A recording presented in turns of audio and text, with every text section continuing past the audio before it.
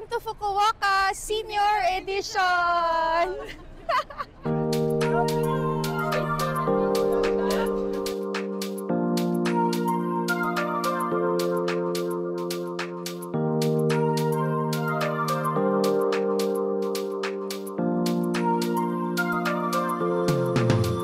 Hello everyone! Welcome to another travel vlog. So nandito na kami ulit sa Fukuoka at sila naman yung kasama namin ngayon, ang mga seniors. So again, we took Philippine Airlines going here. Anyway, pupunta na kami sa hotel. We are booked again at Hakata Excel Hotel Tokyo. So ngayon medyo nag-iba yung transport system at nagbago yung airport ni Fukuoka. So medyo naguguluhan kami kung paano kami pupunta sa hotel considering kasama namin yung seniors. Kasi ngayon, ang sinasabi, kailangan namin mag-bus all the way to Hakata Station and then doon kami magte-train papunta ng Nakasu, Kawabata. So, tignan natin kung kakayanin with all the luggage that we have. Nandito na kami sa labas ng airport. Pakita ko lang sa inyo ha. Iba na yung itsura ngayon ni airport compared sa video namin last year here in Fukuoka. Ganyan na yung itsura ng mga counters. Andito na siya ate. Kasi dati nandito siya. Claim kasi namin yung Klook Wi-Fi namin. Siyempre hindi namin binasa yung instructions. Bago na pala yung itsura ng airport. Wait lang. Ayun na yata yung Wi-Fi rental. So siyempre confident kami, nakabisado na namin kung saan kami pupunta. Naiba na yung itsura ng airport. It's different. Ang ganda na niya. It's wooden. Oo, maganda na. Yes. Nagoya Airport. Ayan, si Global Wi-Fi. Diba tayo? Oo. We'll see. We'll claim our Wi-Fi again from Klook first. So dito nga, tama. Sa Global Wi-Fi kami magki-claim ng aming Klook Wi-Fi. When claiming, you have to show your Klook voucher and your passport. And they will show you what comes with the package. It comes with the pocket Wi-Fi, may kasama na siyang power bank, and yung charger with different kinds of cables. Upon returning, you have to put everything back inside the bag and drop off lang sa Dropbox. Dito namin claim yung Klook Wi-Fi namin. So, nasa right side siya ni Tully's Coffee paglabas ng arrival area. Ito na yung itsura ng Fukuoka Airport ngayon. It looks different. And going to the bus is here down to the right.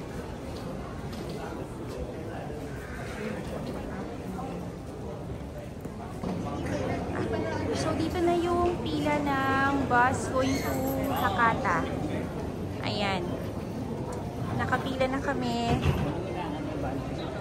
Paglabas nyo dun sa may Tully's Coffee, turn right. Nagtanong kami, meron pa rin palang free shuttle going to domestic terminal. Mas mabilis nga daw tong route na to, papunta sa subway, papunta ng Nakasu, Kawabata, kasi nandun yung hotel namin. So ayan na siya. This is the free shuttle bus going to domestic terminal. Ayan na yung airport. So papunta pa rin sa right na exit yung pila ng free shuttle. Naiba na kasi siya. Naiba.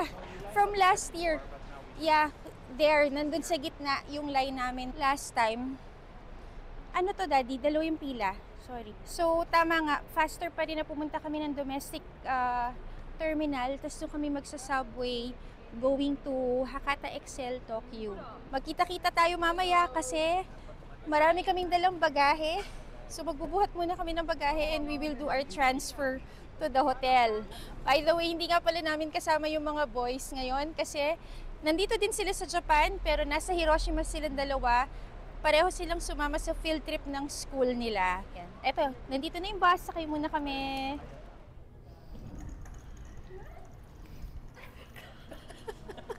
Japan edition, silent version. Silent. Ayan ang mga seniors. We're back here again in Hakata Excel Hotel Tokyo kasi nagustuhan nga namin yung experience namin dito sa hotel na to last time. So dito din kami ulit nag-book. Ayan na si Daddy. He's already checking in and this is the hotel lobby of Hakata Excel Hotel Tokyo.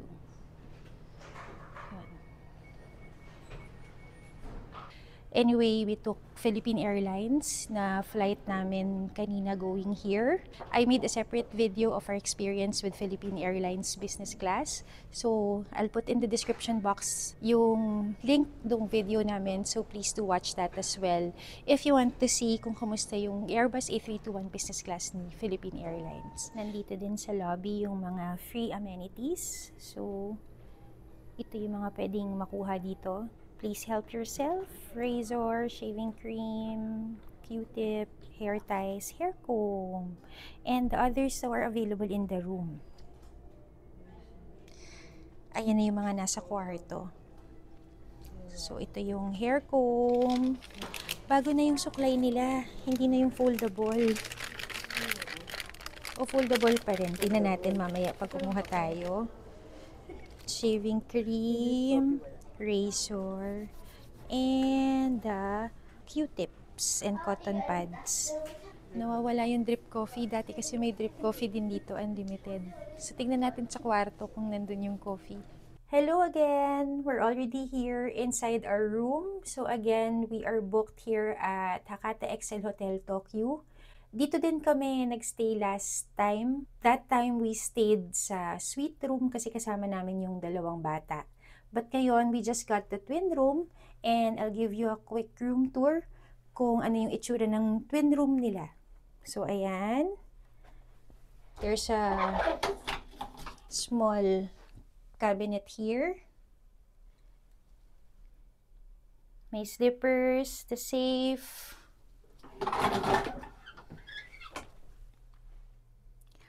And the desk here. Meron siyang air freshener. There's a hair dryer. Ito yung mga amenities. There's drip coffee, tea, yung sugar. The TV is there. There's a small ref. Ayan. And the coffee mugs and glass are there. Ice bucket. And the water kettle is there. There's our window. And ito yung beds. So we got the twin room, kaya dalawang single beds. May small space dito sa gilid. So, ayan yung view niya from this side. Meron din palang complimentary mineral water. Hindi ko lang alam kung refillable ito or parang welcome drink lang. So, tignan natin. Tapos yung view namin, ayan, si Ichiran, yung flagship store niya, yung building na yan. Meron din palang pajama nga pala. Here. Ayan. So, may pajama na naman. Nandito naman yung bathroom. So, there's the toilet, the sink, and the shower area. So, dito, ayan, may mga tissue, may towel, glass, the toothbrush. Ganito yung toothpaste nila. Ayan, naka-sachet. And the face and hand foam. Tapos, meron din naman silang conditioner, shampoo, and body wash. Yan. And the towels are there. Nandito yung bidet sa wall na to. There. So, ayan naman ang itsura ng may nag-doorbell. Ayan naman ang bathroom. Wait lang po, may nag-doorbell. May bisita na naman kami. Huwag mo natanggalin yung gamit dahil si Daddy niloloko tayo. Huwag mo natanggalin yung gamit ko dyan at baka mamaya magpalit na naman. Kasi meron kaming isang binook na double room. Actually, dapat kasi si Mother yung nandun kasi mag-isa siya sa room. Odd-numbered kasi kami. Kaya lang malayo. So, hindi namin siya malagay doon kasi nandun siya sa kabilang hallway. Kawawa naman siya, mag-isa na nga siya, tapos nakahiwalay pa siya sa amin. So, ngayon nagtatalo kami kung sino yun dun sa double room at saka dito sa twin room. Yung kama lang. So anyway, ito yung room again ni Hakata Excel Hotel Tokyo. This is the twin room. By the way, kumuha na naman kami ng Wi-Fi from Klook, yung pocket Wi-Fi. So doon namin siya kinuha doon sa bagong area niya. Again, doon sa Tully's Coffee, you turn right. Last year kasi nasa left side siya. So ngayon, dahil bagong renovate na yung airport, nasa right side na siya. Si Global Wi-Fi yung pangalan nung stall niya. So yung kinuha ko sa Klook is yung unlimited na high speed up to 10 gig per day for 5 devices. So for 5 days is 2,138 pesos and 80 centavos. Si ate, ang kinuha niya yung 3 gig lang. O yung sa kanya, 3 gig lang for 5 days, 835 pesos lang. So there, yun yung Wi-Fi namin ulit from Klook. We're out! This is our first time to go out here in Fukuoka. So again, ayan yung hotel namin. Si Hakata Excel Hotel Tokyo. Tapos, ito yung bridge. Tatawid lang kami dun sa kabila kasi parang may, ayan o, may fair. May food fair. So, titingnan namin kung anong meron sa kanya. Kulang na naman kami ng isang senior. Yung pinakamakupad na senior, nawawala na naman. Okay, lalakad muna kami pupunta doon. Tingnan natin kung anong meron. Oh, ito siya. Yung parang nandun dati sa Canal City ng mga food trucks, mga kainan. Nandito siya ngayon sa area ng river. Sa tapat lang ng hotel namin. Ayan, may mga food stalls. Iba-ibang food stalls. Oh, so at least malapit lang siya sa hotel. Nandito lang siya sa tapat. Ah, may free taste. Free taste. Anong flavor? Mango flavor. Gusto ko pero ang dami. Hindi kong bumili, share tayo. Share tayo. Kuha ko ng isa. Bibili kami ng chips. Kasi gusto ko ng potato chips. Ito sila, different flavors. 1,300 for this one. That big. This one, 1,300 yen. Yes. 6 mix. Ah, 6 mix. 6 mix. This one. Ah, okay. But Yung pala maganda din. there's medium 540 yen. Ah, okay. Yes. What's your best seller? Pepper and mayonnaise. Yes. Oh, okay. Oh, so pepper and mayonnaise nga. Okay, we'll get the medium 540 yen ng pepper and mayonnaise. Wow, parang ang sarap ng strawberry. Kamote fries. And strawberries. Hot dog. Oh, Korean. And then there's dumplings. Pagkain ba to? Ha? Pagkain? Ah, yeah, mooncake. Ito drinks. Oh, ayan. Gusto mo yan? Ano to? Beef.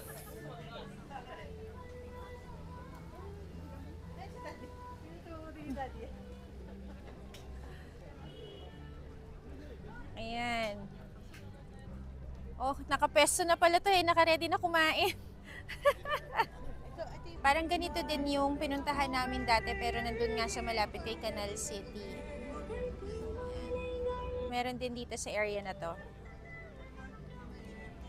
Ito naman yung mga drinks. Okay. Gusto daw nilang itry to, yung beef. So, mag-order tayo. Tingnan natin kung masarap. Nandito kami sa stall naman na to. We'll try kasi meron silang mga barbecue.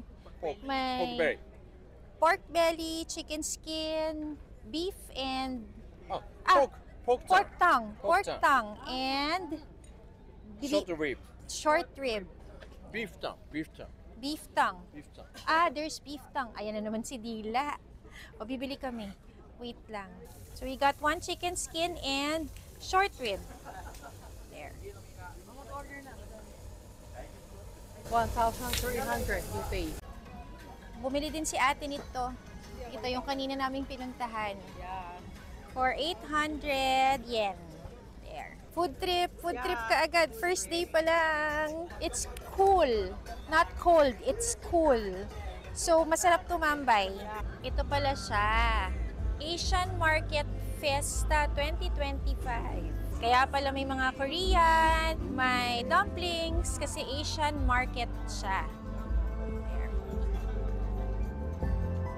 Ayan na, nakahanap kami ng table. Nasakto kami may show. May parang exhibition ng boxing. Nakikita mo yung parang castle. ミットを持っている、トレーナーは、島田、トレーナーと、言います。 Tapos na kami dito sa parang food park. Nakanood pa kami ng magic show kahit na hindi namin siya naiintindihan.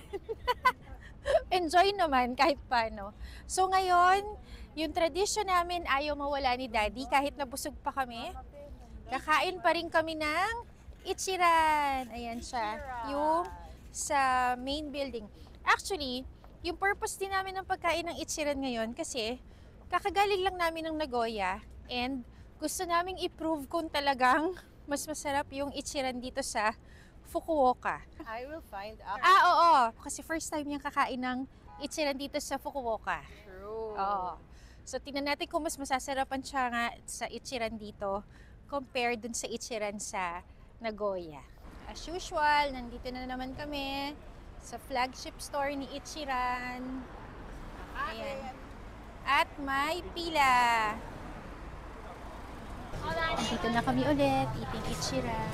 Ayan sila mama and tatang sa likod. Dito sila. Ayan. Itadakimasu. Kain muna kami. We're done eating. O, kamusta? Ayan. Ang first time. Mas masarap. Richer, thicker. Sa amin po kasi, mas malasa ito kaysa dun sa Osaka at saka dun sa Nagoya. Nila yung matcha pudding. Masarap din si matcha pudding. Ngayon mo lang na-order. Ay, hindi mo nagustuhan! Ay, ako gusto ko siya! Para siyang damo. So hindi ka mahilig sa matcha. Ay, kaya naman pala. Gusto daw niya i-try, hindi pala siya mahilig sa matcha. Actually, ako busog ako. Pero ito, naubos ko pa rin siya. So, nasarapan din ako sa kanya ulit dito sa Fukuoka. Weather check, it's 20 degrees tonight. So, medyo chilly. Pero naka-long sleeves lang ako actually and sando. Kaya naman. Ayan, pit stop na naman pala kami ng Family Mart. Bibili lang kami ng for breakfast tomorrow. And then we're going back to the hotel na. Hello! Hinatid na namin yung seniors sa hotel kasi it's 9 p.m. So kaming gala-gala gang. Ito na naman, walking along the Nakasu River. So tingnan namin kung ito finally matutuloy na yung attempt namin na mag-yatay stalls. We'll see pa rin. Pero kasi busog na naman kami. Ito na naman kami. busog na naman kami ngayon. Hi, how are you doing? Look at the menu, please. There. Marami pa ring tao, ha? Korea. Ha? Oo, Ito yung scene dito ngayon sa Nakasu River. Marami ding mga nagpa-busking. Ang dami mga tumutugtog.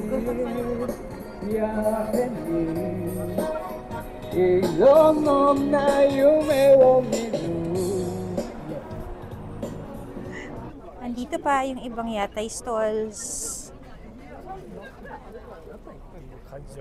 Tinitingnan muna namin kung ano yung medyo light lang na kainan. Doon kami. Ito.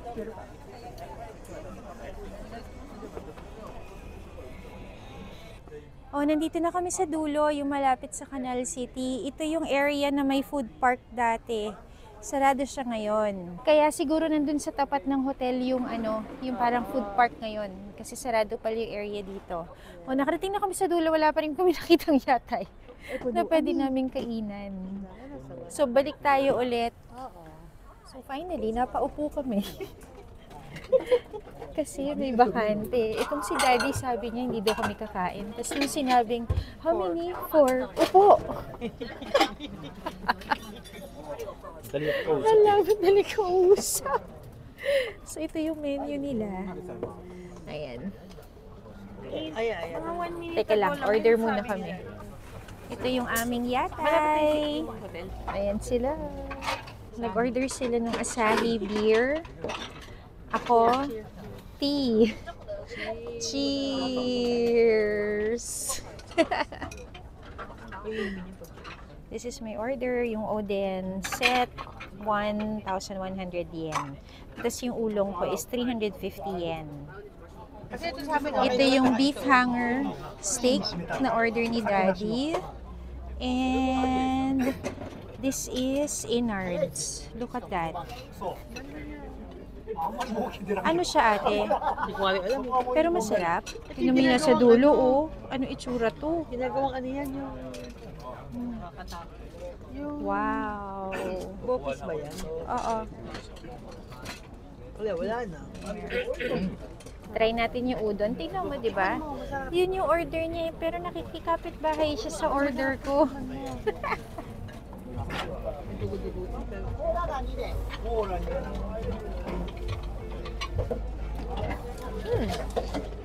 Lasang squid balls. Ito yung gusto ko eh. Tito Vanch, baka magustuhan mo tong radish. Ano yan? Radish. Radish. Sarap to. Ay, bigyan mo Mainit kay pa. Daddy. Gusto niya to. Pwede akong kumuha nito, ah. Kaya niya Daddy eh.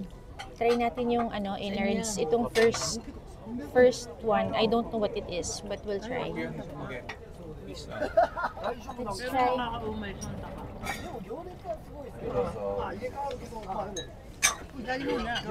Lasa siyang laman loob na, pero hindi ko ma-identify kung ano siya.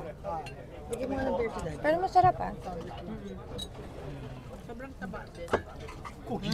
Diretso ako sa banyo. Naka-vlog ka, oh. 3人がよくね毎日 Kain muna kami. Masikip kasi. Kain muna kami. 夕方 Squid ball. Kaya. Kung ano man to. Ang sarap う niya. まいらしいねなんか Hindi ko ma-identify, eh. So, ano siya, eh. Na laman loob. だけど麺がいいんやろ多分